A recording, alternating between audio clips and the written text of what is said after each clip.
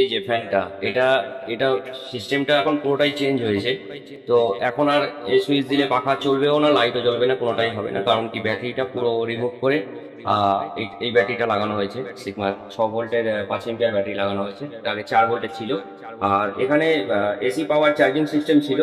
আর যে Philips type একটা female male socket ছিল, এটাকে বাদ দিয়ে এটাকে এখন এই ব্যাটারিটার কানেকশনটা করা হয়েছে, যেহেতু ব্যাটারিটা বড়, ওর মধ্যে লাগবে না তাই।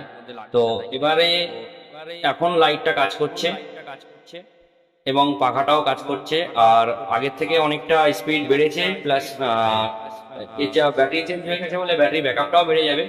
দেখতেই পাচ্ছ কত জোরে, কত স্মুথ ঘুরছে পাখাটা, সুন্দর ঘুরছে, সঙ্গে লাইটও অনেকটাই গ্লো দিচ্ছে এবং ব্যাকআপটা অনেকক্ষণই থাকবে। আর এখানে এটাকে, এই ব্যাটারিগুলো যেহেতু ডিরেক্ট সার্কিট ছাড়া চার্জ করা সম্ভব না, মানে ফেটে যেতে পারে বা যাই হোক কিছু।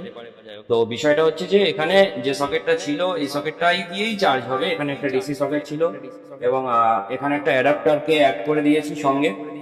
এই যে দেখতে পাচ্ছ, 9 ভোল্ট 1 এম্পিয়ার অ্যাডাপ্টার, এটা দিয়েই চার্জ হবে। ডিরেক্ট এসি যে চার্জটা ছিল ওটা অফ হয়ে গেছে। এখন এই যে লাইনে দিয়ে দিলাম, চার্জার অন, এখানেও চার্জ নিচ্ছে এবং ব্যাটারিটা চার্জ নিচ্ছে, চলছে। এই, থ্যাংক ইউ সো মাচ।